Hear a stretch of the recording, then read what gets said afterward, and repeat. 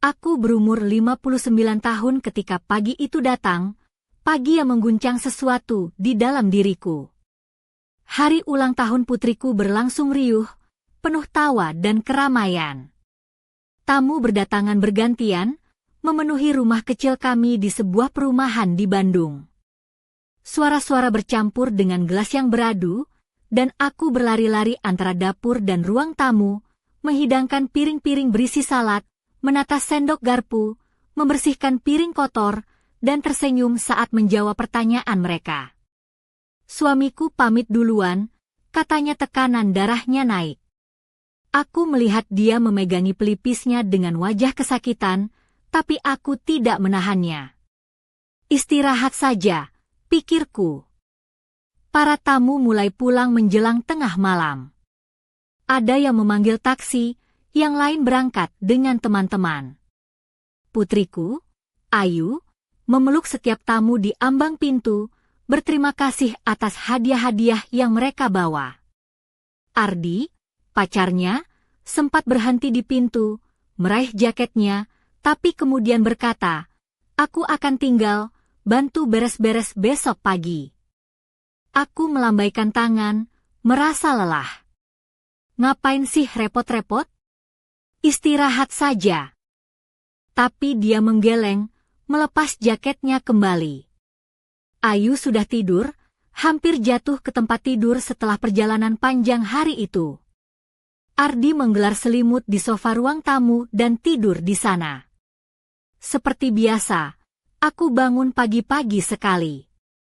Kebiasaan yang sudah melekat setelah bertahun-tahun. Rumah terasa sunyi dan aneh, seperti hening setelah badai. Hening yang kosong, sedikit bergetar.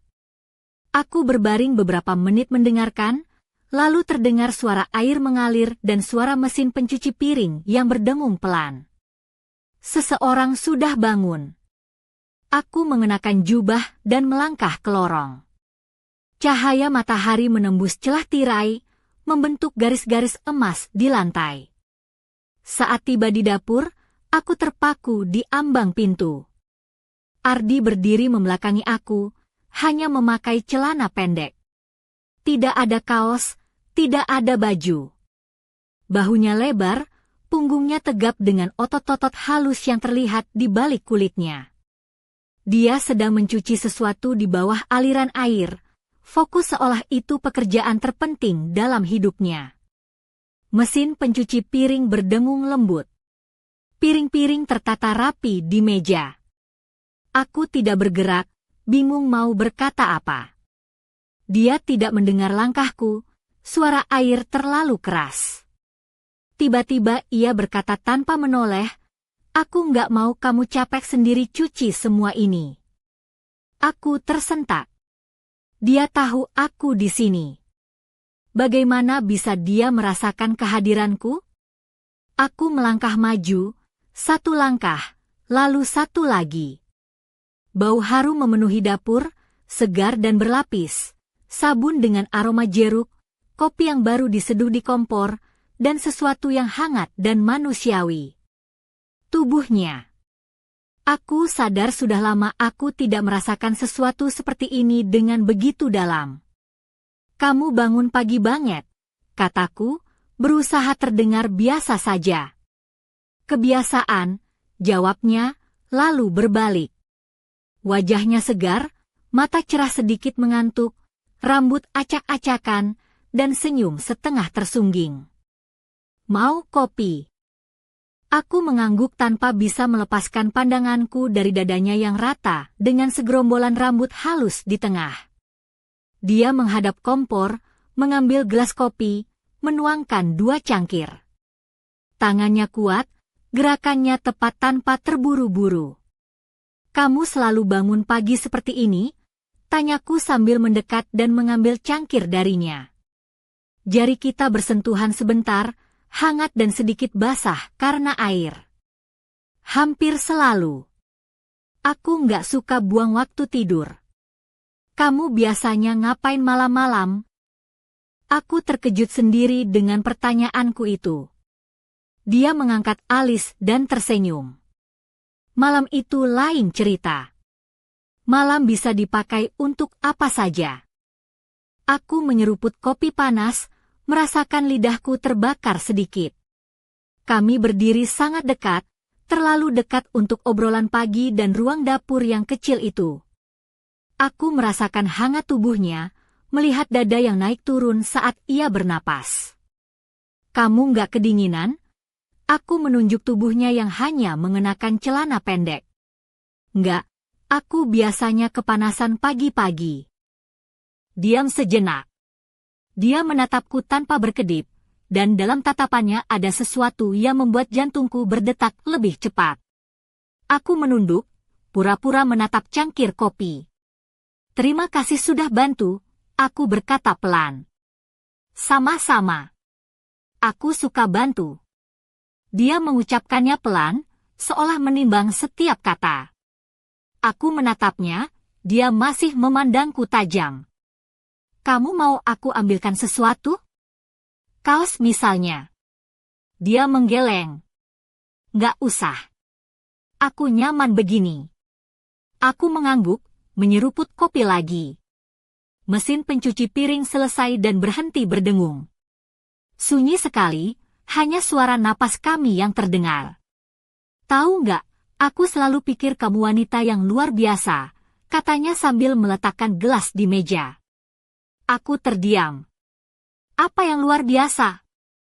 Kamu bisa pegang semuanya tapi tetap hidup, asli. Aku tak tahu harus menjawab apa. Pipiku terasa panas, aku malu dan membenci diri sendiri karena itu.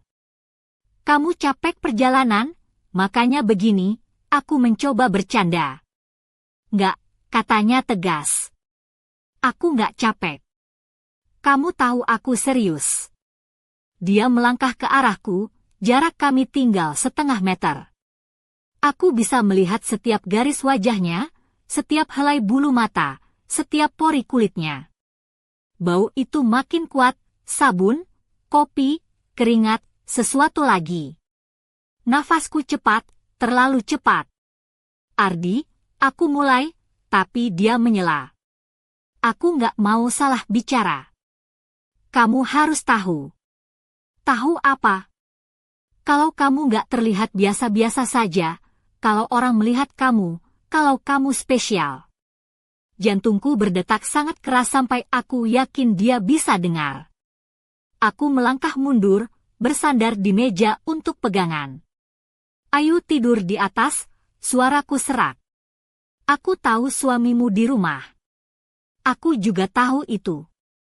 Dia diam, hanya menatapku. Tatapannya penuh tantangan, kelembutan, rasa penasaran, dan hasrat. Semua sekaligus. Aku menoleh ke jendela.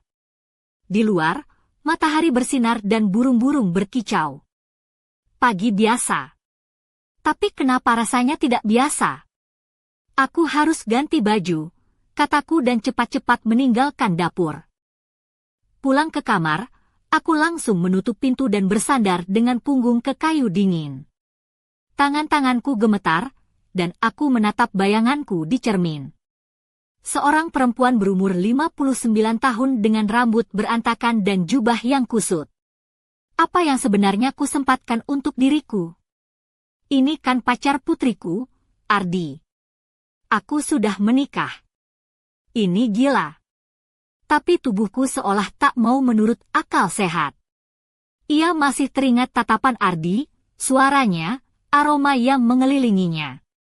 Seperti sesuatu yang terbangun dari tidur panjang. Aku mengganti jubah itu dengan celana jeans dan kaos sederhana. Kusisir rambut yang kusut dan mencuci muka dengan air dingin. Aku butuh mengendalikan diriku kembali.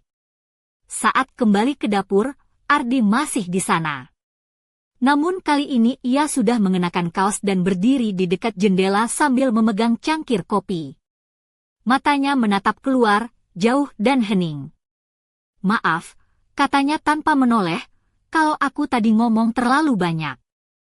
Aku berdiri di sampingnya, menatap keluar jendela juga. Tidak, kamu tidak ngomong berlebihan. Dia menoleh, menatapku dengan mata yang tak bisa kuartikan. Benarkah? Kami berdiri dalam keheningan, menatap pemandangan pagi yang sama. Ada lebih banyak kata dalam diam itu daripada yang bisa kami ucapkan. Dia berbalik dan mengulurkan cangkir kopi ke arahku. Uap kopi naik tipis, menghilang oleh sinar matahari pagi. Panas, tanpa gula. Sesuai seleramu. Aku menerima cangkir itu, dan jari-jari kami bersentuhan lagi. Kulitnya hangat dan sedikit kasar. Aku tak segera menarik tangan, terdiam lebih lama dari yang seharusnya. Ardi memperhatikan dengan jelas, napasnya berubah. Tatapan matanya menyelidik, bukan sembarang pandangan atau ketertarikan sesaat. Ada sesuatu yang berbeda, tekad yang jelas dan niat yang dalam. Aku menyesap kopi, merasakan rasa pahitnya memenuhi lidah, lalu meletakkan cangkir di meja. Tangan sedikit gemetar, tapi dia melihat semuanya. Jantungku berdetak seperti hendak melompat dari dada, seakan aku berdiri di tepi jurang. Mungkin memang begitu adanya. Aku melangkah mendekat. Kamu gak perlu bersikap terlalu sopan, kataku dengan suara rendah, seperti dari kejauhan. Dia berhenti sesaat, kemudian melangkah pelan mendekat. Antara kami nyaris tak ada jarak. Aku merasakan hangat tubuhnya, mendengar setiap tarikan napas. Tangannya menyentuh punggungku dengan mantap dan yakin. Jari-jarinya merayap naik di bawah rambutku ke leher. Aku menutup mata. Lalu terasa bibirnya di leherku, hangat dan penuh hasrat. Ciuman itu lambat, penuh rasa, setiap sentuhan seolah mengukir kenangan di kulitku. Cangkir kopi di meja terlupakan.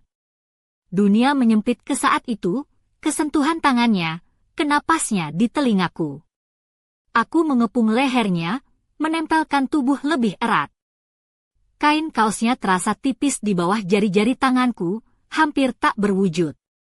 Aku merasakan setiap ototnya, setiap gerakan tubuhnya.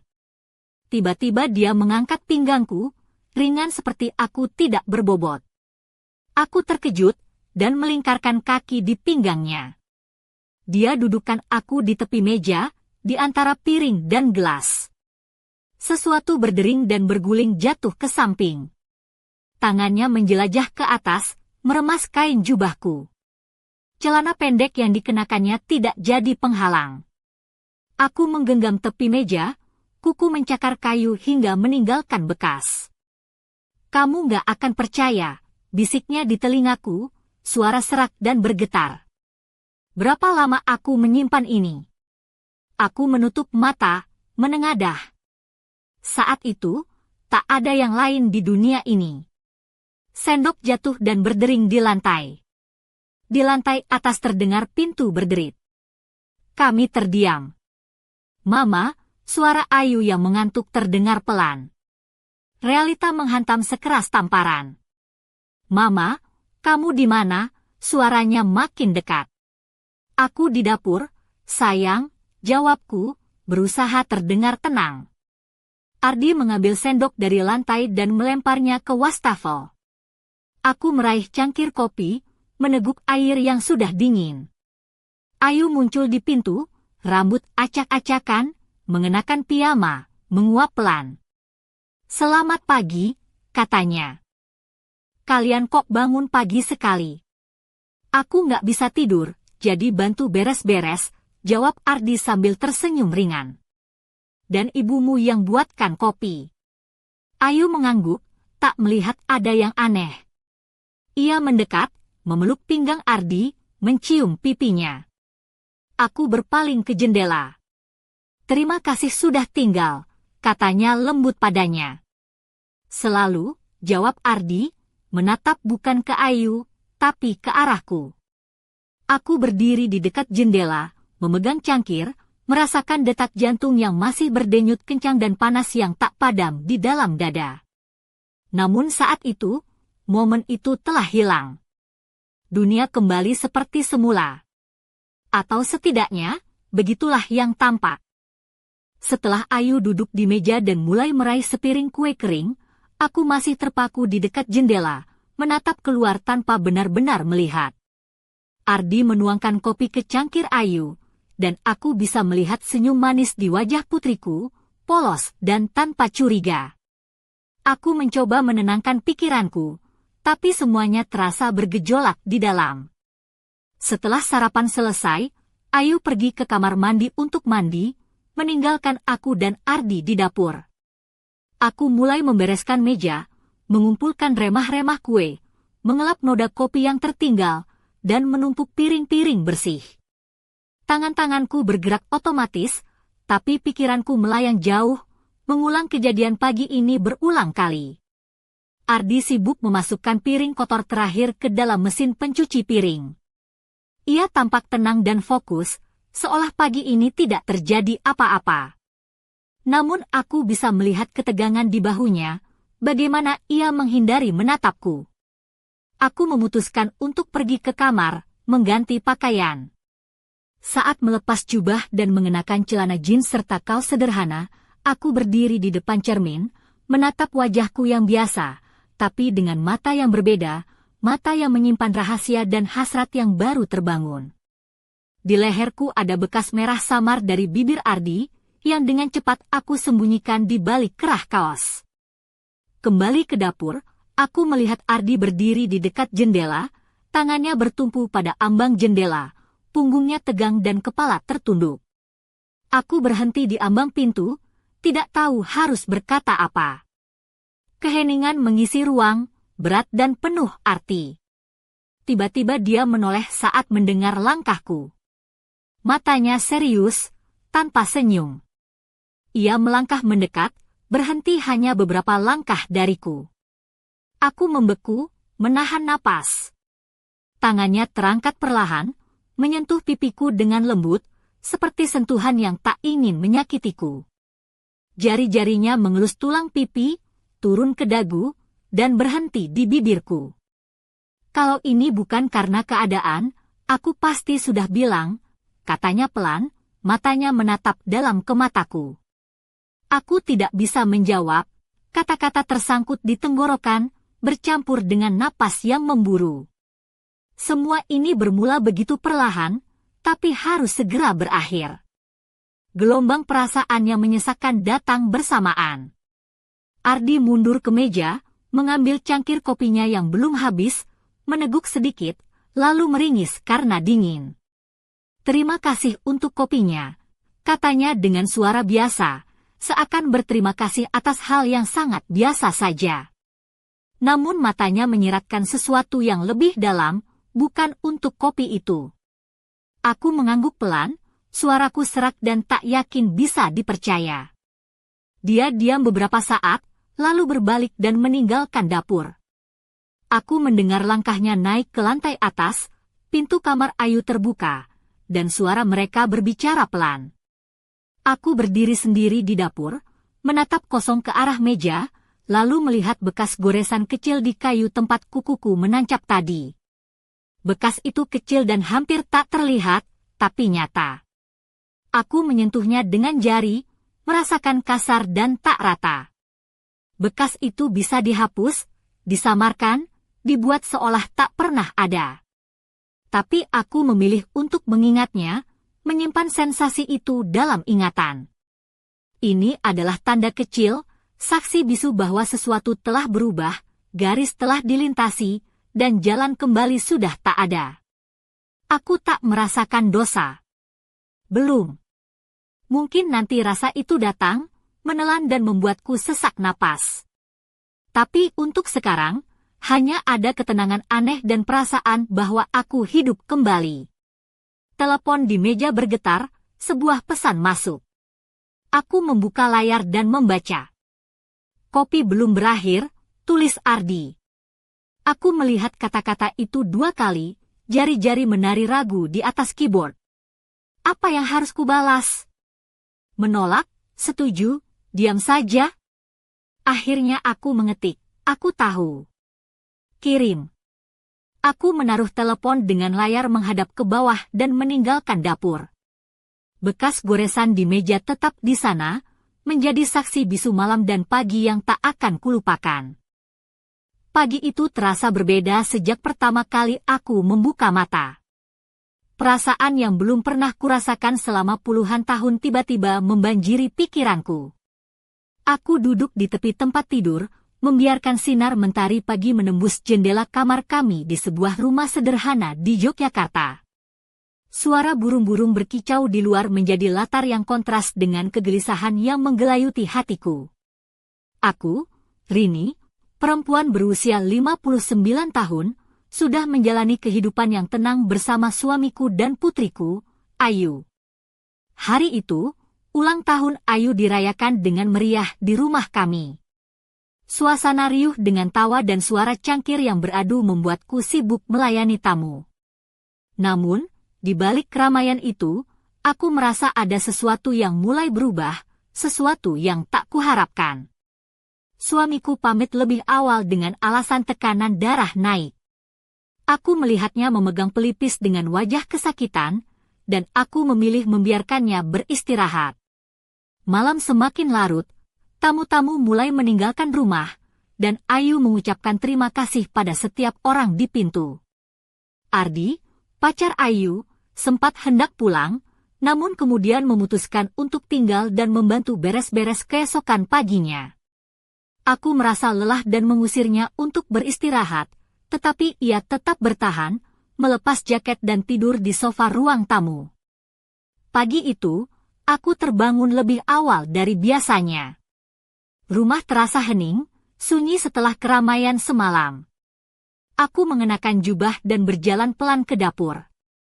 Saat aku sampai di sana, aku terhenti di ambang pintu. Ardi berdiri membelakangi aku, hanya mengenakan celana pendek, tanpa baju. Bahunya yang lebar dan punggung yang tegas terpampang jelas, dengan otot-otot halus yang membuatku terpesona. Ia sedang mencuci piring dengan fokus, seolah itu pekerjaan terpenting di dunia. Aku tidak bergerak, bingung harus berkata apa. Aku tak ingin mengganggunya, tapi tiba-tiba ia berkata tanpa menoleh, "Aku tidak mau kamu capek sendiri mencuci semua ini."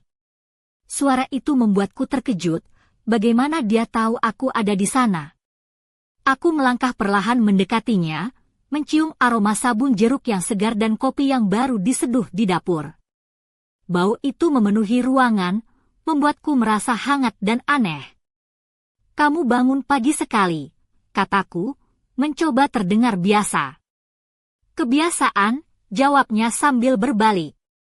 Wajahnya segar dengan sedikit kantuk, rambutnya berantakan, dan matanya yang cerah menatapku dengan lembut. Ia tersenyum dan menawarkan kopi. Aku mengangguk, tidak bisa melepaskan pandanganku dari dadanya yang rata dan berambut halus di tengah. Dia menuangkan kopi ke dua cangkir dengan gerakan yang teratur dan tenang. Aku mendekat dan mengambil salah satu cangkir darinya. Jari-jari kami bersentuhan sejenak, hangat dan sedikit basah karena air. "Kamu selalu bangun pagi seperti ini?" tanyaku. "Hampir selalu. Aku tidak suka membuang waktu tidur," jawabnya. "Kalau malam, itu cerita lain." Aku menyeruput kopi, merasa hangatnya menyebar ke seluruh tubuh. Kami berdiri sangat dekat, terlalu dekat untuk suasana pagi di dapur. Aku merasakan kehangatan tubuhnya dan melihat dada yang naik turun saat bernafas. "Kamu tidak kedinginan?"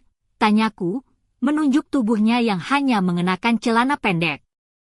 "Tidak, biasanya aku kepanasan pagi-pagi," jawabnya sambil tersenyum.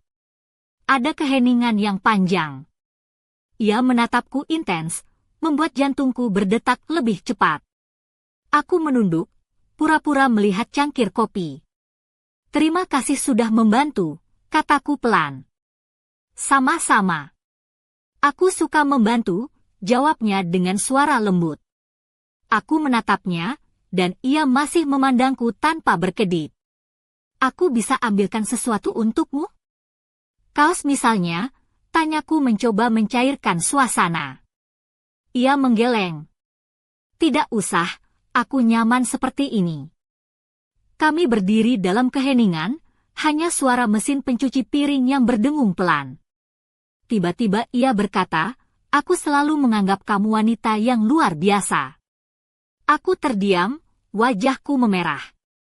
"Apa yang luar biasa?" tanyaku pelan. "Kamu bisa mengatur semuanya, tapi tetap hidup dan asli," katanya serius.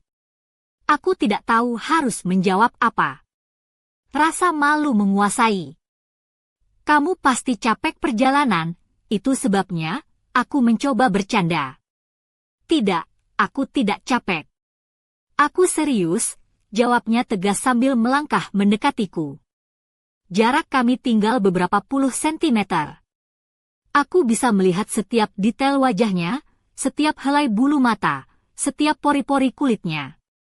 Bau sabun, kopi, dan sesuatu yang hangat menyelimuti kami.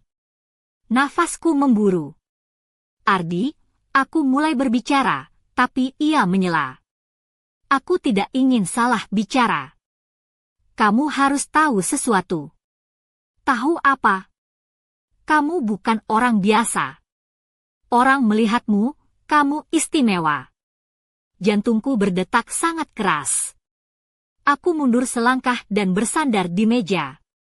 "Ayo tidur di atas," bisikku serak. "Aku tahu suamimu ada di rumah." "Aku juga tahu itu," katanya tanpa mengalihkan pandangannya. Tatapan matanya penuh tantangan, kelembutan, keingintahuan, dan hasrat yang campur aduk. Aku menoleh ke jendela, melihat sinar matahari cerah dan burung-burung yang berkicau.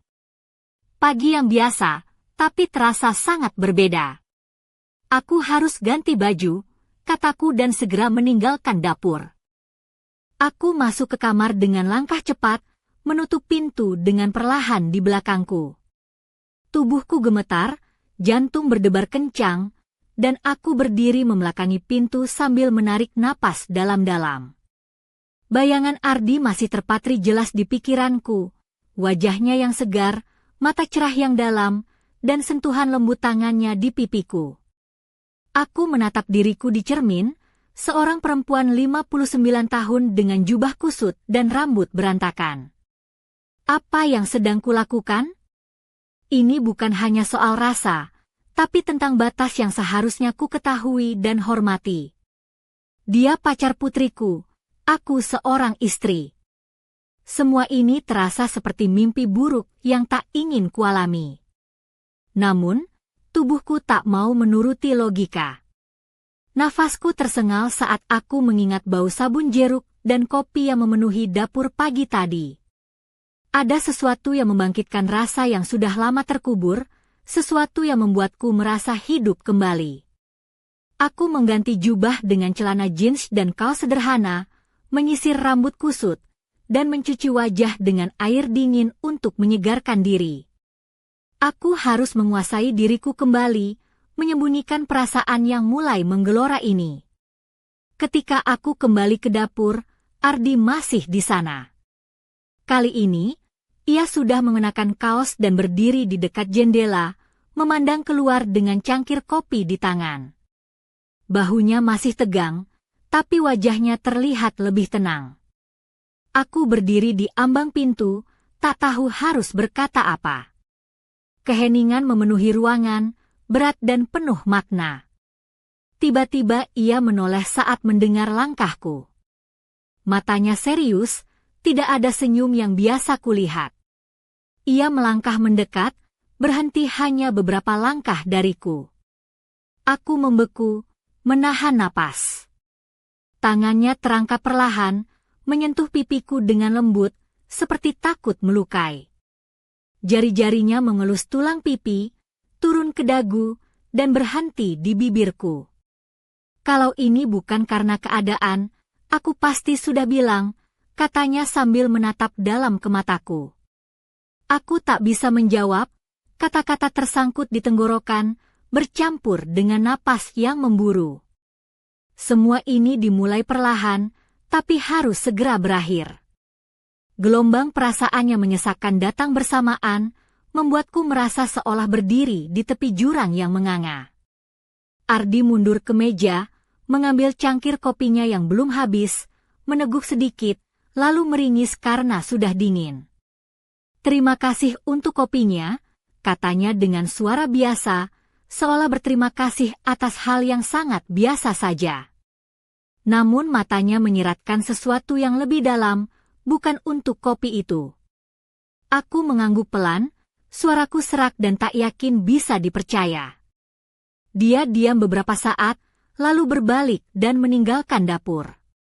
Aku mendengar langkahnya naik ke lantai atas, pintu kamar Ayu terbuka, dan suara mereka berbicara pelan.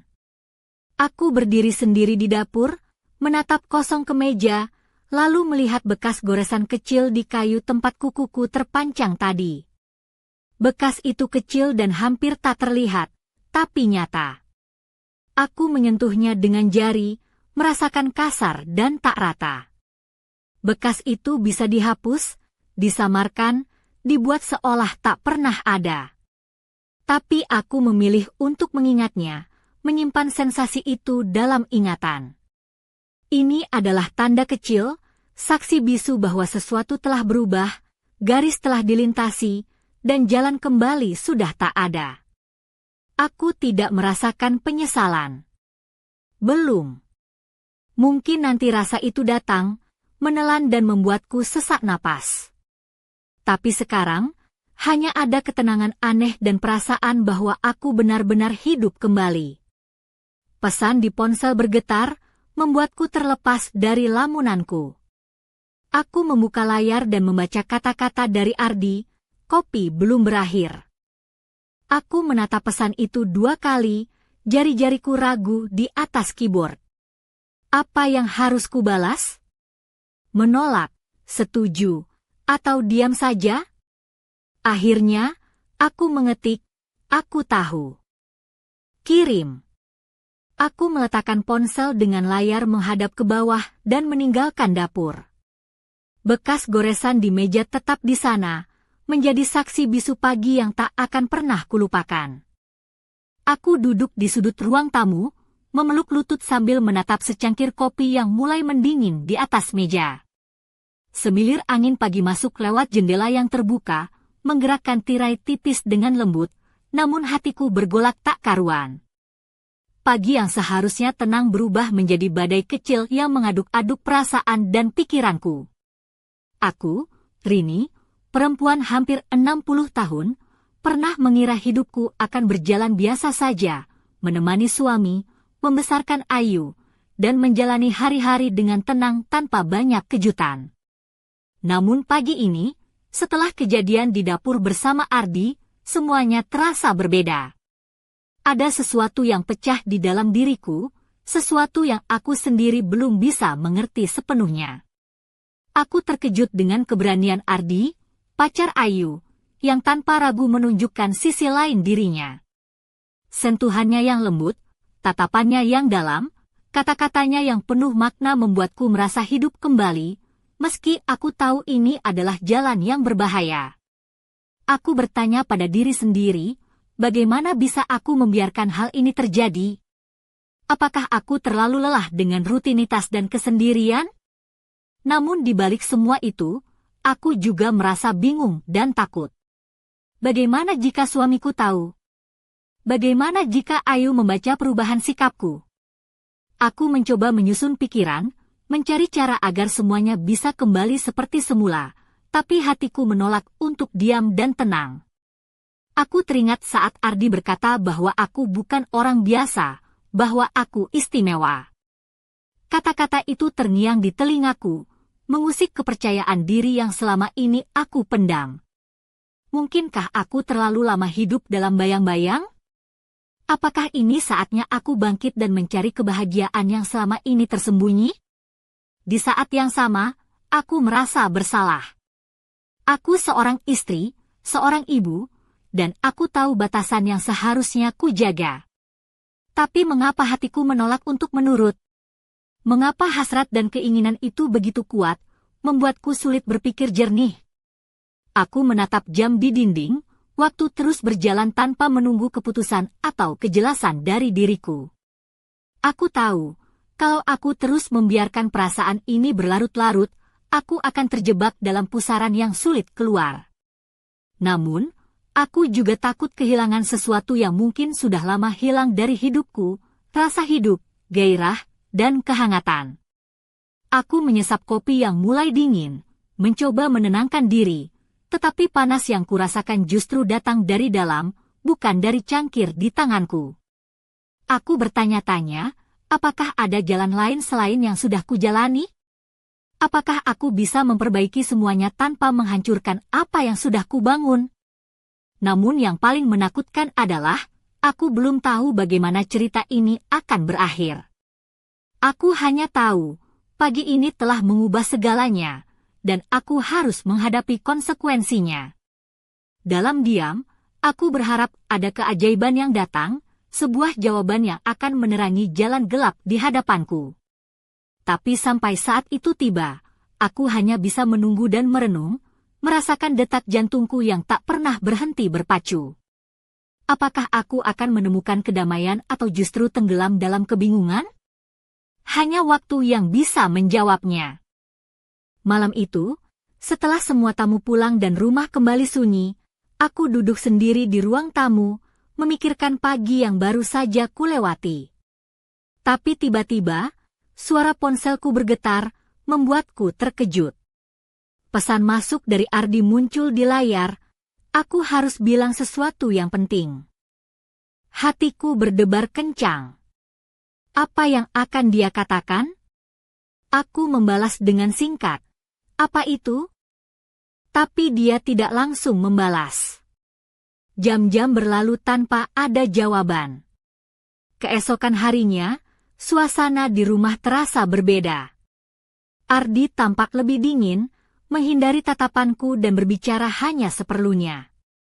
Aku mencoba bertanya, tapi dia hanya tersenyum tipis dan berkata, "Kita harus bicara nanti, Rini."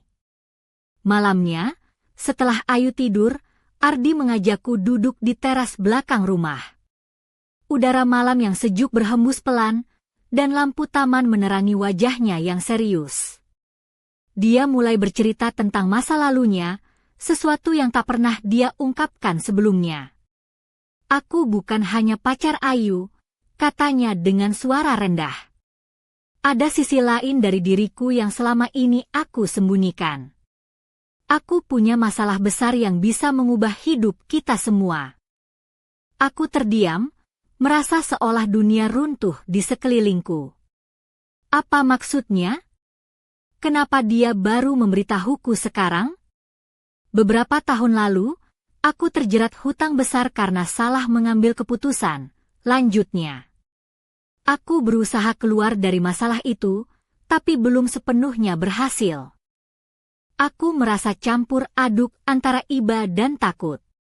Bagaimana jika masalahnya menyeret kami semua ke jurang yang sama? Tiba-tiba, sebuah pesan masuk ke ponselku. Aku melihat layar, dan tampak bahwa itu adalah pesan dari nomor tidak dikenal. Isinya singkat tapi mengancam. "Jangan dekat-dekat dengan Ardi, atau kamu akan menyesal." Jantungku berdegup kencang, dan aku menatap Ardi dengan mata terbuka lebar. "Apa ini ada hubungannya dengan masalahmu?" tanyaku dengan suara bergetar. Dia mengangguk pelan. "Ya.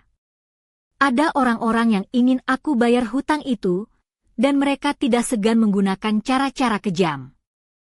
Aku merasa takut dan bingung.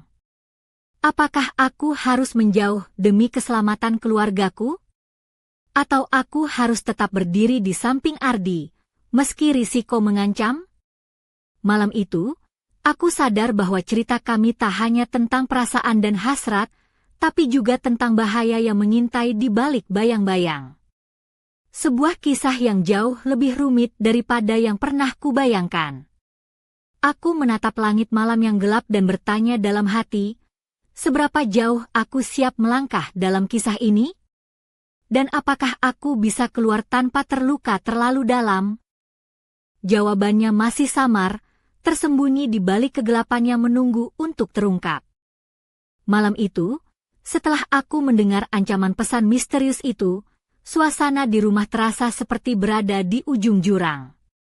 Aku berdiri di depan jendela ruang tamu, menatap langit gelap yang tertutup awan tebal, seolah dunia luar pun ikut menahan napas. Ardi duduk di sofa, wajahnya serius dan penuh kegelisahan. Aku tahu beban yang dia pikul jauh lebih berat daripada yang pernah kukira. Kamu harus tahu, Rini, katanya pelan, bahwa ini bukan hanya tentang hutang atau ancaman biasa. Orang-orang yang mengincarku adalah bagian dari jaringan berbahaya yang tak segan menggunakan kekerasan. Aku menelan ludah, merasakan bulu kuduk berdiri. Kenapa kamu tidak bilang dari dulu? Tanyaku dengan suara hampir berbisik. Aku takut membebanimu, dan juga takut kalau Ayu tahu. Aku ingin menyelesaikannya sendiri, tapi sekarang aku sadar aku butuh bantuan. Aku menatap matanya yang tajam, penuh ketulusan, dan seketika rasa simpati bercampur dengan ketakutan. Aku tahu, jika aku terlibat lebih jauh, aku mungkin akan terseret dalam pusaran bahaya yang tak berujung. Tiba-tiba, terdengar ketukan pelan di pintu depan. Kami berdua saling berpandangan, jantung berdetak kencang. Ardi melangkah ke pintu, membuka sedikit saja lubang pengintai. Di sana berdiri seorang pria bertubuh tegap dengan wajah tertutup topi dan masker. Ardi, aku punya pesan untukmu.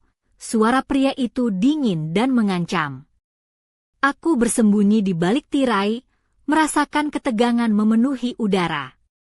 Ardi menatap pria itu dengan mata penuh waspada. Apa yang kamu inginkan? Tanyanya. Pria itu mengeluarkan sebuah amplop coklat dan meletakkannya di bawah pintu. Ini peringatan terakhir. Bayar hutangmu, atau kami akan datang lagi, dan tidak untuk berbicara. Setelah pria itu pergi, aku dan Ardi berdiri terdiam, merasakan hawa dingin yang menusuk tulang. Aku tahu, ini bukan lagi sekadar masalah biasa. Kita harus bertindak cepat, kata Ardi. Aku sudah berusaha mencari jalan keluar, tapi ini lebih rumit dari yang kukira. Aku merasa takut, tapi juga ada sesuatu yang membara di dalam diriku, keinginan untuk melindungi orang yang aku sayangi, meski itu berarti harus melangkah ke dalam kegelapan. Malam itu, aku menyadari bahwa kisah kami bukan hanya tentang cinta dan hasrat, tapi juga tentang keberanian dan pilihan sulit. Aku harus memutuskan, apakah aku akan lari dari masalah ini atau berdiri bersama Ardi menghadapi badai yang datang. Dan yang paling menakutkan, aku tidak tahu apakah aku siap menghadapi konsekuensi dari pilihan itu. Namun satu hal yang pasti, hidupku tidak akan pernah sama lagi. Ketegangan yang membungkus malam itu seperti kabut tebal yang tak kunjung pudar. Setiap detik terasa seperti badai yang siap meledak, dan aku, Rini, berdiri di tengah pusaran yang tak bisa kuhindari. Jantungku berdetak seolah ingin meledak, napas terengah-engah, dan pikiran berputar liar tanpa henti. Semua yang selama ini kukira aman dan teratur kini berubah menjadi labirin penuh bahaya dan rahasia. Ardi dan aku duduk bersebelahan di ruang tamu yang remang, dikelilingi oleh bayangan gelap dan keheningan yang mendesak. Amplop coklat yang kuterima tadi malam kini terbuka di atas meja, berisi surat dengan ancaman tegas dan peringatannya membuat darahku membeku. Kata-kata itu seperti pisau tajam yang mengiris ketenangan yang tersisa. Aku nggak pernah membayangkan hidupku akan sampai sejauh ini, bisik Ardi, wajahnya muram dan penuh kelelahan. Tapi aku nggak bisa mundur sekarang. Aku harus menghadapi semuanya. Aku menggenggam tangannya erat, merasakan getaran kecil yang sama kuatnya dengan rasa takut yang menyiksa kami berdua. Aku tahu, ini bukan hanya tentang hutang atau ancaman, tapi tentang mempertaruhkan segalanya, kehidupan, cinta, dan masa depan kami. Suara langkah kaki terdengar dari lantai atas, mengingatkanku pada Ayu yang tengah tidur tanpa sadar akan badai yang sedang kami hadapi. Aku merasa bersalah sekaligus terlindungi, bertekad menjaga keluargaku tetap utuh meskipun dunia kami hampir runtuh. Namun, saat aku menatap mata Ardi, aku melihat sesuatu yang lebih dari sekadar ketegangan. Ada tekad baja, keberaniannya membara, dan keinginan kuat untuk melawan. Itu memberiku harapan bahwa kami bisa keluar dari kegelapan ini bersama. Tiba-tiba, ponselku bergetar, menampilkan pesan baru dari nomor yang sama. Waktu hampir habis. Pilih, atau hadapi konsekuensinya. Dunia seakan berhenti berputar sesaat. Aku menelan ludah, merasakan dingin menyusup ke tulang. Aku tahu, keputusan yang harus kami buat tidak hanya menentukan nasib Ardi, tapi juga seluruh keluargaku. Aku menarik napas dalam-dalam, berusaha menenangkan diri. Kita harus mencari jalan keluar, bersama, kataku dengan suara tegas walau hati bergetar. Ardi mengangguk, matanya menyala penuh semangat. Kita akan melawan. Tidak ada jalan lain. Malam itu, segala ketegangan memuncak menjadi puncak dari badai yang kami hadapi. Kami berdiri di ambang jurang, siap melompat ke dalam ketidakpastian demi mempertahankan apa yang kami cintai. Namun, di balik semua itu, ada satu pertanyaan yang terus menghantui pikiranku. Apakah cinta kami cukup kuat untuk mengalahkan kegelapan yang mengintai? Dan apakah aku siap menghadapi apapun yang akan terjadi selanjutnya? Pagi itu menyimpan keheningan yang berat, seolah dunia menahan napas menunggu keputusan kami. Aku berdiri di depan cermin kamar, menatap sosok perempuan yang selama ini ku kenal, tapi kini terasa asing. Rini, perempuan 59 tahun yang terjebak antara kewajiban dan hasrat yang membara, antara keluarga dan rahasia yang tak bisa diungkapkan. Aku mengenakan blus putih yang sederhana dan celana panjang hitam, berusaha menutupi bekas merah samar di leherku, jejak dari malam yang takkan pernah kulupakan. Rambutku kusut, tapi aku berusaha menyisirnya rapi, mencoba mengembalikan kendali yang mulai lepas dari genggamanku. Di dapur, aroma kopi yang baru diseduh menyambutku. Ardi sudah menunggu, mengenakan kemeja lengan panjang yang rapi, wajahnya serius namun penuh harapan. Kami duduk bersebelahan, saling bertukar pandang tanpa kata. Ada banyak yang tak terucap, tapi semuanya terasa jelas di antara kami. Ini bukan hanya tentang kita, katanya pelan. Ini tentang masa depan Ayu, tentang keluarga yang harus kita lindungi. Aku mengangguk, merasakan beban yang sama beratnya. Hari-hari ke depan akan penuh tantangan, pilihan sulit, dan risiko yang mungkin tak pernah kami bayangkan sebelumnya. Namun, di tengah semua itu, ada sesuatu yang menguatkan, ikatan yang tak bisa diputus oleh waktu atau masalah. Cinta yang tumbuh dalam keheningan, dalam tatapan dan sentuhan yang tersembunyi. Tiba-tiba ponselku bergetar. Pesan baru dari nomor tak dikenal. Kamu pikir ini sudah berakhir? Ini baru permulaan. Aku menatap layar dengan jantung berdegup kencang. Dunia kami belum tenang, dan badai yang menghadang masih jauh dari usai. Ardi menggenggam tanganku erat, memberikan kekuatan dalam keheningan itu. Aku tahu, apapun yang akan datang, aku tidak akan menghadapi semuanya sendirian. Namun di sudut hatiku, ada rasa takut yang sulit dihilangkan. Apa yang akan terjadi selanjutnya? Apa yang tersembunyi di balik bayang-bayang masa depan kami? Aku menarik napas dalam-dalam, mencoba menenangkan diri.